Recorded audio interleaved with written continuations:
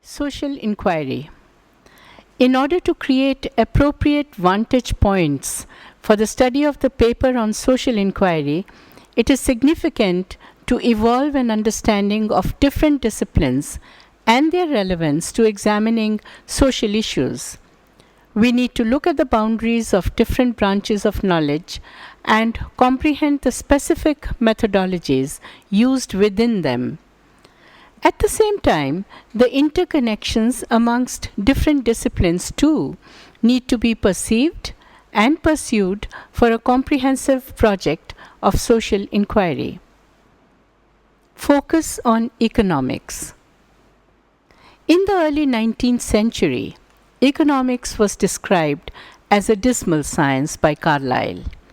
But economics has come a long way today in expanding its boundaries and developing as a crucial branch of knowledge for the study of any feature of society. Economics has its own tools of analysis with which to understand a phenomenon, whether of politics, society, environment, or any other. It negotiates with other disciplines, crosses its own domain, and has particular goals to follow from within its own area of study. For any social issue to be understood, it is important to engage with its economics dimension. To talk to us on economics and its relevance to social inquiry, we have with us today Professor Rohini Somanathan, who is a PhD in economics from Boston, and she teaches at Delhi School of Economics, University of Delhi. She has taught at various institutions in India and the US, including Emory University, University of Michigan, and St. Stephen's College. Her current areas of interest are economic development, political economy, and public economics. Professor Rohini Somanathan has published a number of scholarly papers in India and abroad and is a referee for many important journals. Welcome, Professor Somanathan. I'm very happy to have you here, Rohini, for this conversation. We have this course on social inquiry prescribed at the BA program as a kind of a foundation course, which really means that we are acquainting the student, or rather familiarizing them with different disciplines of knowledge that are available to them towards the end of making a social inquiry. So it's a certain kind of an exposure to the parameters of a discipline, in this case economics, and then showing them how one needs to not be bound by the disciplinary boundaries, but one needs to actually move ahead, cross the boundaries, go to history, go to other subjects, to be able to really conduct a holistic inquiry. So thank you very much for coming here. And let's begin with asking some very basic questions to understand what is economics to start with. As, shall we say, as a science, as it may be called, economics as a social science. What would you like to say about that? I think it's a social science. Calling it a social science would be right, because it would put it together with these many other fields of inquiry, which actually look at the same questions. So the way I look at these different fields is really using a different set of tools and somewhat different perspectives, but really asking the same basic questions about why society is organized in the particular way that it is, why the changes that we see occur. We're all asking in all these disciplines, whether it's sociology or political science, we're asking questions that are not very dissimilar, especially in the way that economics is thought of today. People work on lots and lots of different things, including politics, fertility, gender, and what distinguishes economics from these other disciplines is really the primitives, the premises on which the methods we use are built. And so for example, suppose we are looking at gender, we would start with some set of preferences. Say, what does the couple who is deciding to have children, what do they want to achieve? So there will be a set of preferences. This might say, for example, that they get a little more benefit or pleasure out of boy children than girl children as a primitive. So you could build that in. Then you would have technology, and that would tell you what can or cannot happen. And then what you do is you put all these people together and you say, when they interact together, what is the outcome of this interaction? And when is that outcome a sort of stable outcome in society? And that's what we call an equilibrium. So you can follow the same method of analysis for asking lots and lots of different questions. Right. And you could ask very standard questions like, what do firms in a market produce? Why does the price of oil rise? Or you could ask many other different types of questions. Why do people vote for a certain party? Why do people in richer societies have fewer children? Why is it that villages that have a lot of caste conflict also have lower levels of education? So you can ask a lot of different questions, and it's really the methods that we use that distinguishes economics as a discipline from some of these other disciplines. Yeah, so, well, method is one thing, but supposing we were to conceptually, as a layperson, I need to ask you this. We keep hearing about microeconomics and macroeconomics. How would you define these terms? So what we usually call microeconomics focuses on the individual decision maker. There is actually less and less of a difference between these two fields. But as modern economics understands it, microeconomics is when we focus on what an individual decision maker is doing. That decision maker could be a household, it could be a single person, it could be a firm, it could be a political party if it's treated as a homogeneous unit.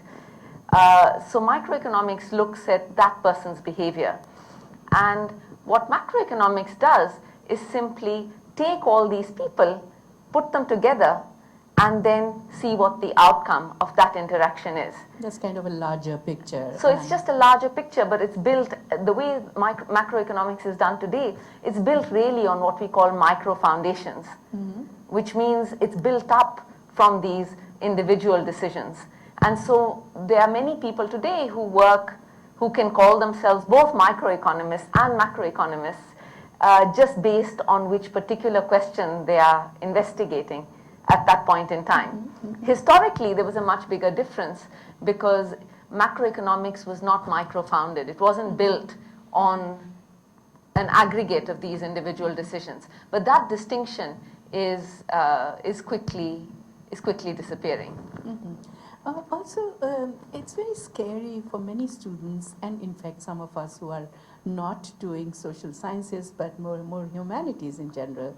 When we think of economics, we think of mathematical formulations, and it's scary, and we then say, oh, but I can't understand economics.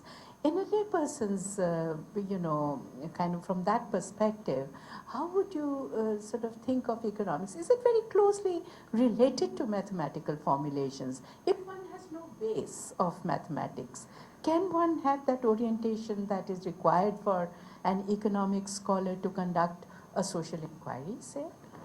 It's increasingly difficult because of the reasons that I just outlined. So when we're thinking about observing something in society, we're thinking of that in terms of an aggregate of these individual decisions. Yes. And so the question is, how do we aggregate all these individual decisions? So the way in which we use mathematics is really to give those individual preferences a mathematical representation. And so in some ways, as researchers in economics, the mathematics is not what makes economics difficult. It's what actually makes economics much, much easier. Because when you can put everything in a common language, then you can add them up together. Yes. Whereas when you don't, then you can't add them up. And so what we use mathematics for is to give preferences or what individuals want a particular representation, which then allows us to add up what individuals are doing and think about what the societal outcome is. And also when we think about societal outcomes, these things change from time to time, right? And they change continuously as well. There are lots of changes occurring all the time. And what we do when we talk about an equilibrium is we want to talk about a situation where things are not changing. And again, to do that, what we need is to say that given what everyone else is doing, each person is doing the best they can. And so in defining these ideas of not being able to do better, doing the best you can, it's useful to have mathematical representations because then you can sum these things up. And you can talk about value. And then we as students of, say, economics or social inquiry, we perhaps just need to have that right kind of orientation, as it were, Yes. a certain kind of training, Yes. which would give the interface of, say, what you might call data with the tools of analysis of data. Exactly. Is that So it? mathematics is purely a tool, and I think what is taught at the level of class 12 today, for example, is more than adequate for a considerable understanding of a lot of what we do in economics. And supposing one were not to have any maths at all in school till class 12, or maybe, I guess till class 10, it is probably compulsory. Yes. And what about class 10 level? So class 10 level would get you somewhere, but economics, I think again, what distinguishes it from these other disciplines is the tools that it uses. And to get a proper understanding of these tools, you need some of the mathematics that's done in class 11 and 12. A lot of the ideas are very intuitive. So there's a level at which one can write a book basically explaining these ideas and the logic behind them in very simple terms, and you don't need any mathematics for that. But if you want to really prove what's results, if you want to really see what's going on, then you need the calculus that is taught in classes 11 and 12. And the logical reasoning, some of the probability that's taught. But the math syllabus for classes 11 and 12 really covers most of what we need. After that, we're just applying it and getting better at it. Why did Carlyle, long time ago, why did he call it a dismal science? He called economics a dismal science. You don't think of it as dismal, I don't do think you? of it as No. dismal at all, because I think that change has to be based on how people function, and I think it really helps us understand how people function, and it shows us, the mathematics actually allows us to see inconsistencies in our reasoning that we might not otherwise be able to see. But I think things have changed a lot over the years. I think the questions that we look at today are much, much broader than they were many Absolutely. years ago. And then would you therefore, as you said, I think that boundaries of economics are really forever expanding and Enormously. yeah. So I guess that would be actually taking away that dismal, fortunately, that dismal Yes, part to of me, it. I don't think of it as dismal at all. Also, I hear people talk about, say, how central it is that we need to know scarcity to understand what economics is, scarcity as a term. And on the one hand, on the other hand, there is also this utopian approach of abundance in economics. How would you explain these terms in terms of understanding, say, economics?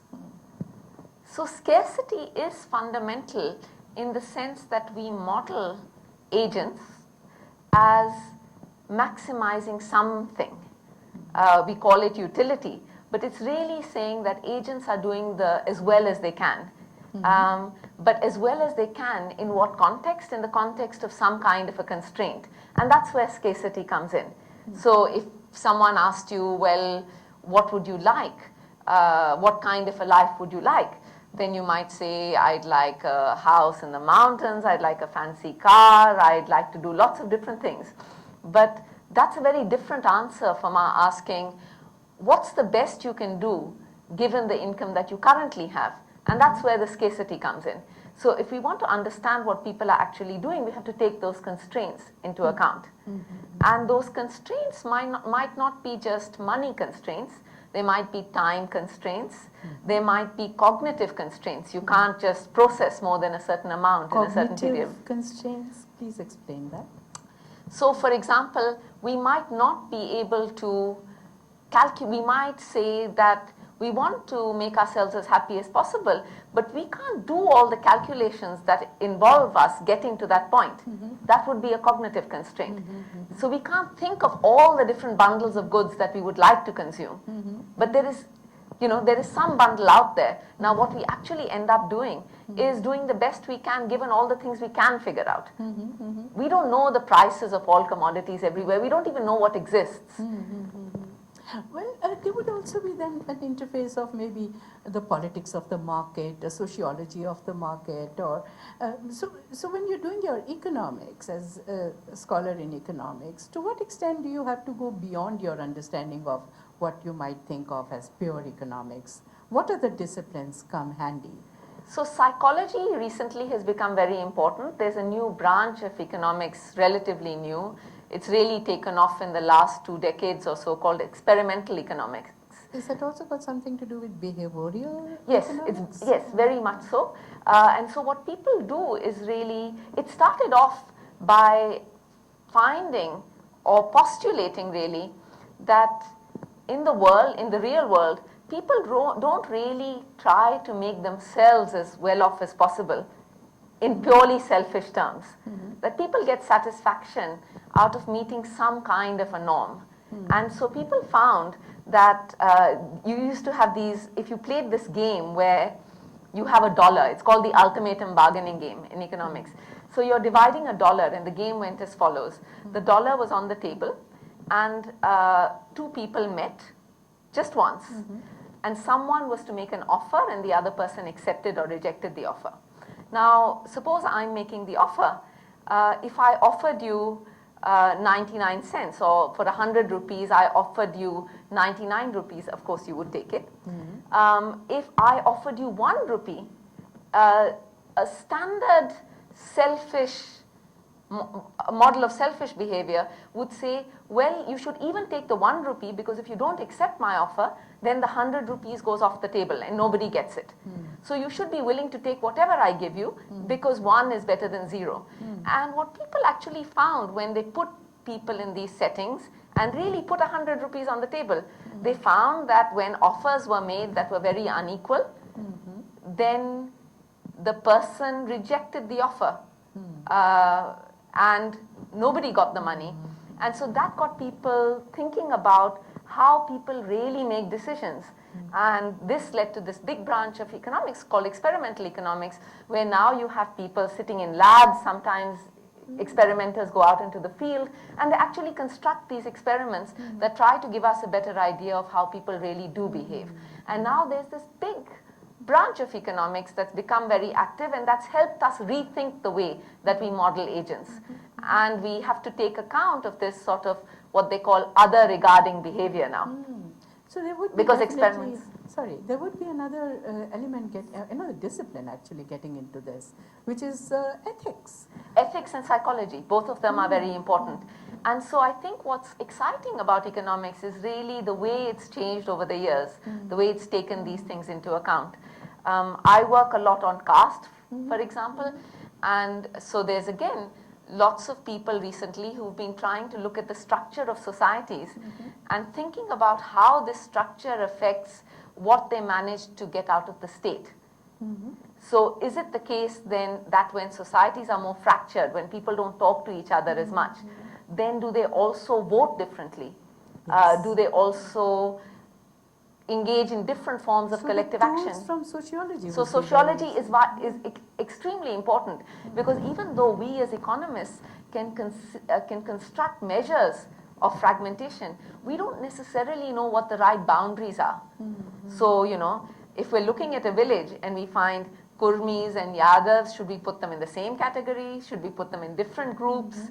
How big is the distance between these different groups? And only sociologists can tell us that. And that's why I think a course like this, at this level, but also at much higher levels, is really useful, because it forces you to really look at the connections between these different disciplines. Inevitably, I guess, if you're looking into this kind of a sociology, in order to understand, say, the caste structure, for instance, you would probably also have to go to historical archives and look into that material And then, of course, go into psychology and behavior and so on. Exactly, that's really true.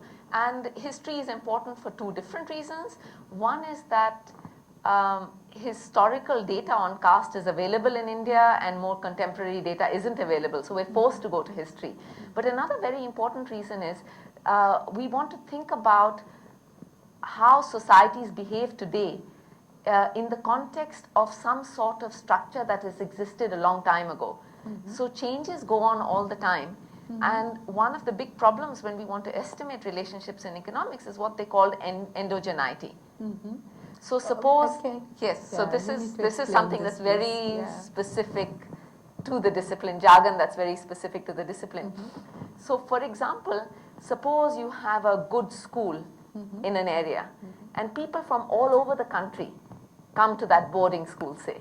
Then you would find that you have a very heterogeneous student body in terms of the states they come from, the languages they speak. Different kinds. Different kinds. But that doesn't mean that it was actually the heterogeneous student body that made the school good. Right? So similarly, when you look at villages, suppose you find that villages that have a diverse population actually have better schools. It might be that that population converged to the village because of the school. So if you really want to ask a question about what effects diversity per se has, then you really want to look at that village in some time period before the good school came into being. And what historical data allows you to do is precisely that. And so what's happening when I talk about endogeneity, what I mean is that the variable that we want to explain, of course, depends on another set of variables, but that those variables in turn depend on this variable if we look at a snapshot of society today. So what we want to do is really look at a snapshot of society where our explanatory variable is somehow determined exogenously at some prior time, and that allows us to look at its effect on what's going on now. Interconnections in terms of time, Right. in terms of space, Right. which really takes us to a whole variety of branches of knowledge. Exactly. And so economics, yes, a special training for that, but then also to dig into other disciplines like sociology, psychology. I guess also the whole context of collective consciousness and mythology of a certain kind, stereotypes that come up, you know, in terms of notions sociologically that built up. Also, I was wondering, you know, in the context of, say, one of the definitions that I came across, and I'd like to read that out. Economics is the social science that examines how people choose to use limited or scarce resources in attempting to satisfy their unlimited wants. Would you say that this is a good standard definition of economics? I think it's a very stereotyped, outdated definition of economics. I think what you would say today is that what economics helps us do is to look at social interactions among people and their consequences given some notion of what constitutes an individual's preferences. And so I think the best way for me to think about how I feel about the discipline, which is not necessarily universal, is using the title of one of my favorite books, written by an economist who's looked at many social issues. It's called Micromotives and Macro Behavior. And this is Thomas Schelling, who got the Nobel Prize a couple of years ago.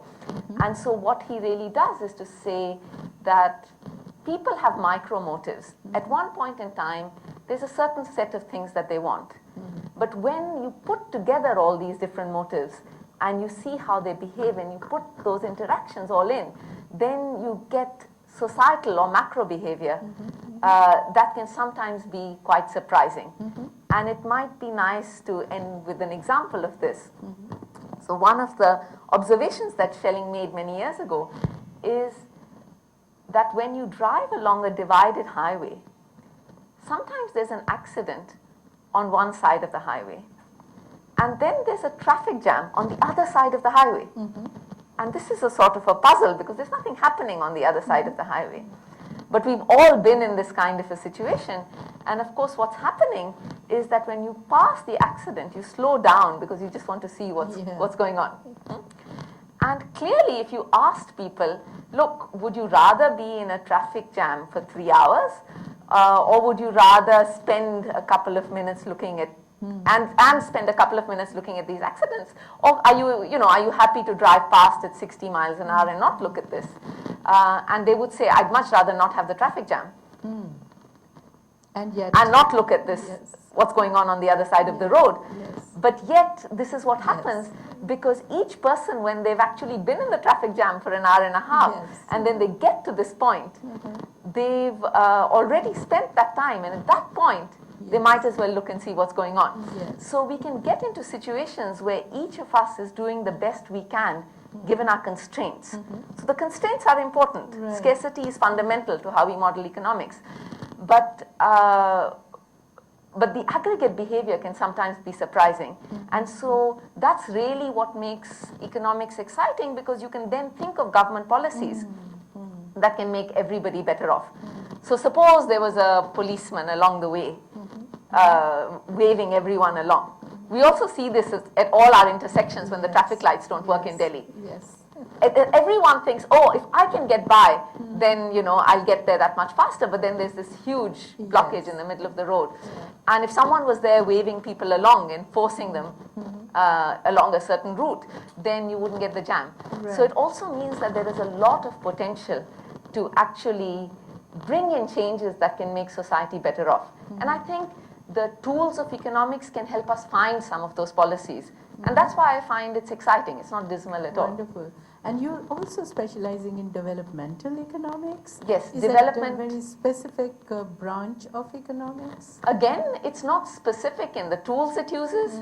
It looks at particular kinds of problems more carefully, like poverty, corruption, problems that were thought to plague developing countries or keep countries poor. But the tools we use are exactly the same. We're always thinking about agents. Yeah, perhaps we need to somewhere, in this discussion bring in Amartya Sen, because all of us know about him as outsiders to this discipline. We keep hearing about his involvement in poverty. To what extent do you think he has given a kick to the, whole idea, research in developmental economics? I think he's been enormously influential. His early work on inequality was methodologically very useful. And more lately, his role has been less methodological, but more in terms of just highlighting some of the issues that economists could spend more time on, like gender or famines, and really trying to encourage the discipline to use the tools that it has at its disposal to look at these things more carefully. Great. Rohini, I think you have made a convert out of me too, because I seem to be getting entered, I'm getting an entry point into economics as a literature person. So thank you very much for coming here and the passion with which you have conducted yourself here in the interview. You're very welcome.